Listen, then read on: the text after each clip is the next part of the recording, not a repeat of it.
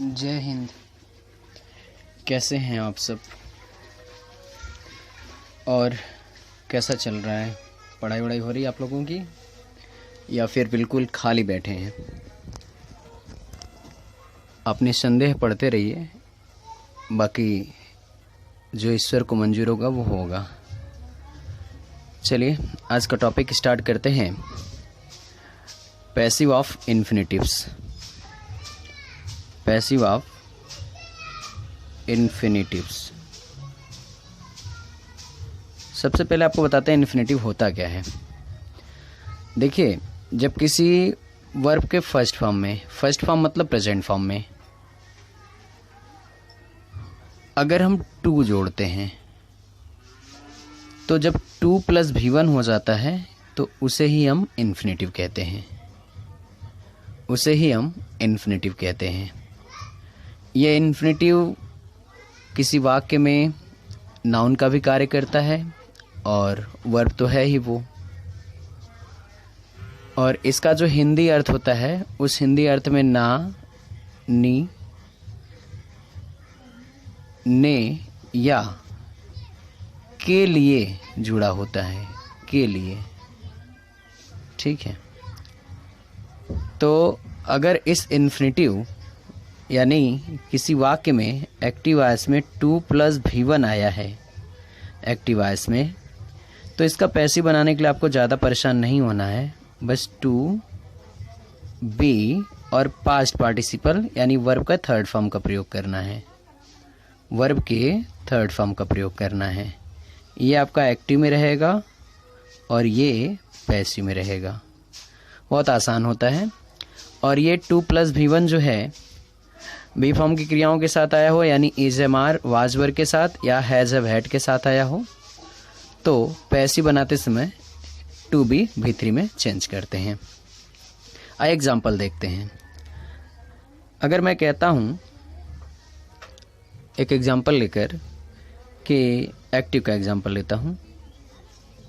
Active का example अगर मैं कहता हूं I am to write a letter. I am to write a letter. देखिए यहाँ पे इस वाक्य में 2 + V1 आया है, यानी इन्फिनिटिव आया है। जब इस तरह का इन्फिनिटिव दिया हो तो पैसिव बनाने के लिए आपको सबसे पहले इसी को चेंज कर लीजिए। इसको चेंज कर लीजिए टू बी, राइट का third form right, wrote, written. Written, to be retain.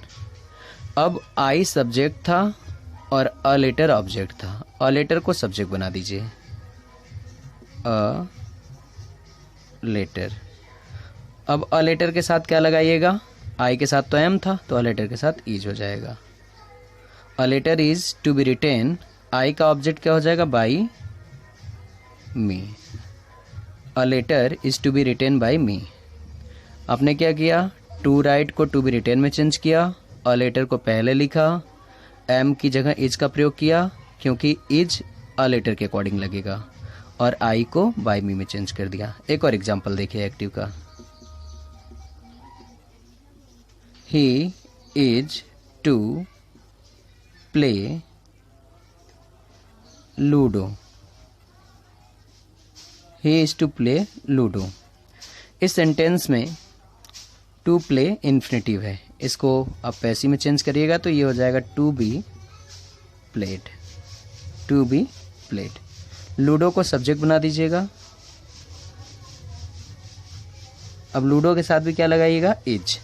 Ludo is to be played. He का क्या ऑब्जेक्ट हो जाएगा? By him. By him. आपने क्या किया? ये जो ऑब्जेक्ट था इसको सब्जेक्ट बनाया, ये जो सब्जेक्ट था इसको आपने ऑब्जेक्ट बनाया, और टू प्ले V1 था, इसको आपने किस में चेंज किया? टू बी प्लेड में। आइए कुछ और एग्जांपल देखते हैं। आइए एक और एग्जांपल लेते हैं। He has to win the match.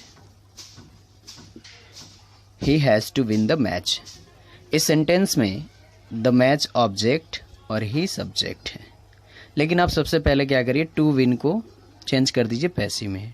तो क्या हो जाएगा, to be won, to be won. He का ऑब्जेक्ट हो जाएगा बाई हिम, और द मैच को क्या कर देंगे, द मैच, और बचा क्या यहाँ पे, has. The match has to be won by him, the match has to be won by him. एक और एग्जांपल लेते हैं।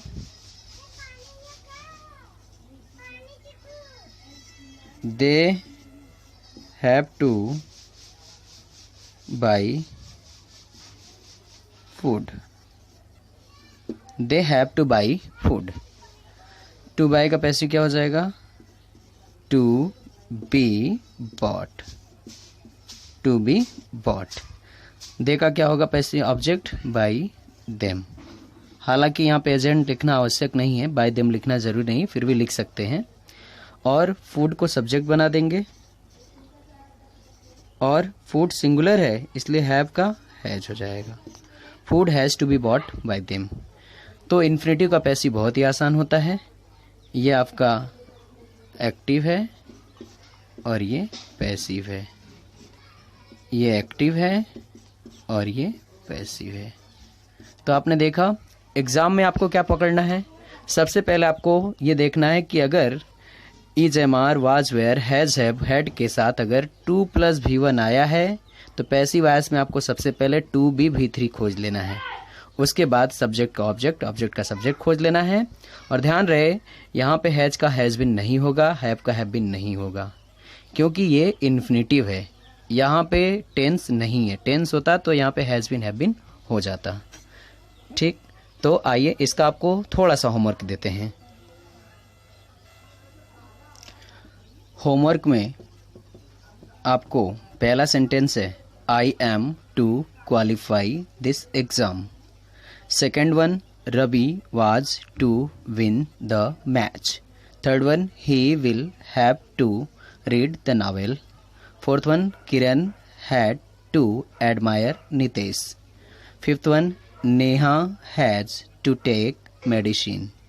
Sixth one, Pawan is to adopt a child. Seventh one, I shall have to help them. So there are 7 sentences and you will have to change into passive. So please student, try these, and if there is any problem you can tell me by making comment or by calling me. Thank you.